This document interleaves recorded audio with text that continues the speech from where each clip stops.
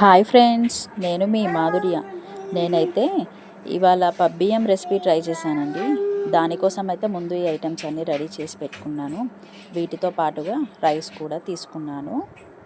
ముందుగా stove on చేసేసి గిన్నె పెట్టి, గిన్నె హీట్ అయిన తర్వాత 2 టేబుల్ స్పూన్ల ఆయిల్ పోయాలి. ఆయిల్ కూడా వేడైన తర్వాత అందులో మసాలా వేసుకోవాలి. మనం చిన్నపిల్లలు ఉన్నారని తక్కువ మసాలా తీసుకున్నాను నేను. అట్లాగే పచ్చిమిర్చి, ఉల్లిగడ్డ కూడా వేసుకోవాలండి.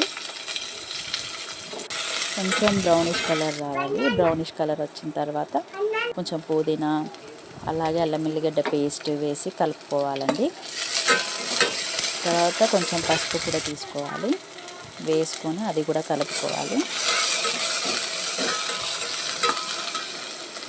ఒక 2 మినిట్స్ తర్వాత ముందుగా మనం కట్ చేసి పెట్టుకున్న ఆలుగడ్డ ముక్కలు, టొమాటో ముక్కలు, అలాగే కడిగి పెట్టిన పెసరపప్పు అయితే టేస్ట్ బాగుంటుంది. పెసరపప్పు కూడా తీసుకోవాలి. నేనైతే గ్లాస్కి 2 గ్లాసెస్ వాటర్ తీసుకుంటానండి. గ్లాస్ రైస్కి వాటర్ కోసం తగినంత ఉప్పు కూడా వేసుకోవాలి.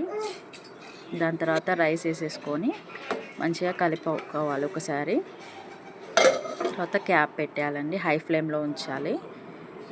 పొంగు వచ్చిన తర్వాత మళ్ళీ ఒకసారి చూసి కలుపుకొని మొత్తం కలిసిన తర్వాత లో ఫ్లేమ్లో పెట్టుకొని మళ్ళీ క్యాప్ పెట్టేసేయాలి. 10-15 మినిట్స్లో రైస్ అయితే రెడీ అయిపోతుందండి. చూడండి ఎంత బాగుందో, స్మెల్ కూడా చాలా బాగా ఉంది. రైస్ కూడా పుల్లలుగా బాగా అనిపించిందండి. టేస్ట్ కూడా బాగుంది. Please subscribe my channel.